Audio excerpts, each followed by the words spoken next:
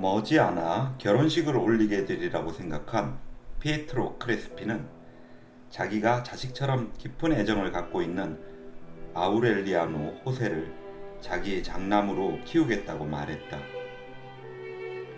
아마란타는 행복으로 가득 찬 순탄한 미래를 확신하고 있었다.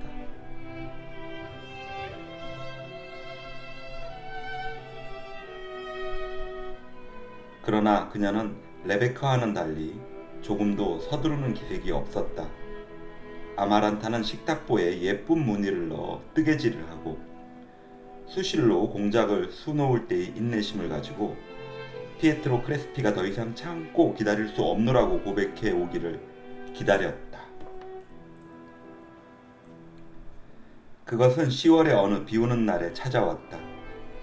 피에트로 크레스피는 아마란타의 무릎에서 뜨개질 그릇을 내려놓고 그녀의 손을 덥석 잡았다. 우리 다음 달에 결혼식을 올리도록 하지. 아마란타는 얼음처럼 찬 그의 손길에도 전혀 당황하지 않았다. 그녀는 작은 짐승처럼 날렵하게 손을 빼내 뜨개질을 계속했다. 너무 쉽게 생각하시는군요. 나는 죽으면 죽었지 당신하고는 결혼하지 않겠어요. 그녀는 미소까지 지으며 대답했다. 피에트로 크레스피는 자제력을 잃고 말았다. 그는 염치불구하고 흐느껴 울며 두 손을 모아 쥐어짜듯 호소했지만 아마란타의 마음은 요지부동이었다. 아무리 그래도 소용없어요. 당신이 정말로 나를 사랑한다면 다시는 우리 집에 발을 들여놓지 마세요. 아마란타의 말은 이것이 전부였다. 우르술라는 창피해서 미칠 것만 같았다. 피에트로 크레스피는 믿을 수 없을 만큼 비굴한 모습을 보이며 애걸복걸했다. 그는 위로하는 우르슬라의 무릎에 엎드려 온종일 울었으며 우르슬라는 그에 대한 동정심으로 가슴이 아팠다. 그는 비가 내리는 밤에도 아마란타의 침실에 불이 켜지는 모습을 보려고 우산을 받쳐들고 집 주변을 배회했다. 그는 어느 때보다도 옷차림에 신경을 썼다.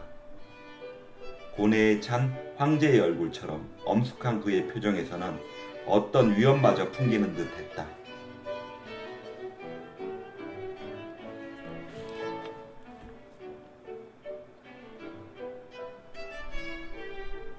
그는 아마란타와 함께 뜨개질을 하는 친구들에게 그녀를 설득해달라고 애원하기도 했다. 지금 그에게는 사업 따위는 안중에도 없었다. 그는 말린 꽃잎과 박제된 나비를 곁들여 아마란타에게 보낼 편지를 쓰느라 하루종일 상점의 골방에 틀어박혀 있었다. 그러나 아마란타는 온갖 정성을 들인 그의 편지를 뜯어보지도 않고 되돌려 보내곤 했다. 그는 혼자 방 안에 틀어박혀 몇 시간씩 하프를 연주했다. 어느 날 밤 그는 노래를 불렀다. 이날 밤 마콘도 사람들은 천국에서 들려오는 듯한 하프 소리와 세상 누구도 이르지 못한 깊은 사랑의 노래에 잠을 깼다. 피에트로 크레스피는 거리의 모든 집의 창문에 불이 켜져 있는 것을 보았다. 그러나 오직 한 곳 아마란타의 창은 짙은 어둠에 잠겨 있을 뿐이었다. 11월 2일 가게 문을 열던 피에트로 크레스피의 동생은 책상 위에 엎드려 있는 형을 발견했다. 모든 램프에는 불이 켜져 있었고 음악 상자의 뚜껑은 모두 열려 있었으며 모든 시계가 같은 시간을 가리키며 울리고 있는 시끄러운 불협화음 속에 피에트로 크레스피는 면도날로 손목의 동맥을 자르고 그 손을 안식향 그릇에 담고 엎드려 있었다. 우르슬라는 자기 집에서 그의 장례를 준비하기로 했다.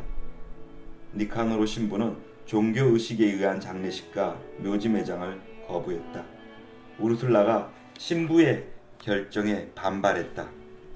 신부님이나 내 생각과는 상관없이 그 젊은이는 신성했어요. 그런 까닭에 나는 신부님이 반대를 하더라도 그를 메르키아데스의 무덤 곁에 묻을 겁니다. 우르슬라는 마을 전체의 뜻을 하나로 모아 성대한 장례식을 치렀다.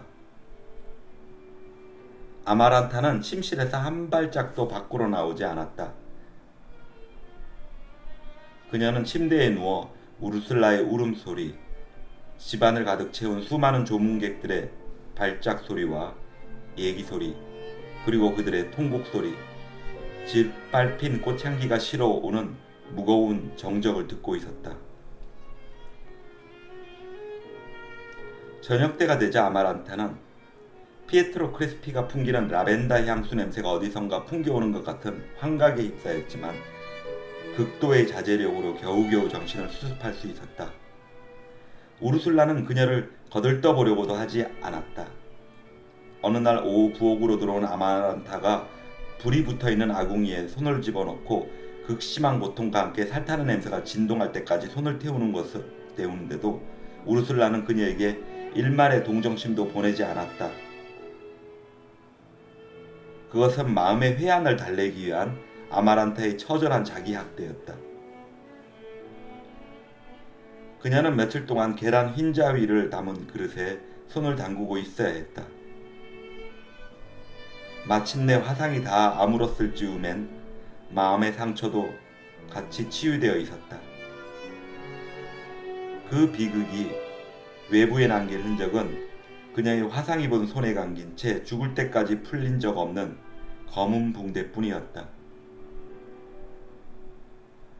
아르카디오는 전에 없던 관용을 베풀어 피에트로 크레스피의 장례식을 마을의 규정에 의거해 공개적으로 치르겠다고 포기령을 내렸다. 우르슬라는 그의 태도를 보고 길 잃은 어린 양이 돌아왔다며 크게 기뻐했다. 그러나 그것은 그녀의 착각이었다. 아르카디오는 사실 군복을 입기 이전부터 우르슬라의 기대에서 벗어나 있었다. 우르슬라는 레베카의 경우처럼 어떤 차별도 하지 않고 내 자식처럼 길렀다고 생각했다. 그러나 불면증이 마을을 휩쓸던 시절, 그녀 자신은 돈을 버는 일에 몰두해 있었고 호세 아르카디오 부엔디아는 정신이상에 걸려 있었으며 레베카와 아마란타는 사생결단의 대립을 보이고 있었으므로 아르카디오는 두려움과 외로움 속에 성장했다는 사실을 그녀는 깊이 깨닫지 못하고 있었다. 비록 아우렐리아노가 그에게 글을 읽고 쓰는 법을 가르쳐 주었다고는 하지만 다른 일에 정신이 팔려 있어서 진정한 관심을 기울이지는 못했다.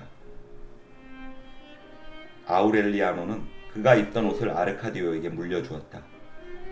맞지 않은 신은 발을 아프게 했고 누덕누덕 기운 바지의 엉덩이 부분은 살갗을 아프게 했다.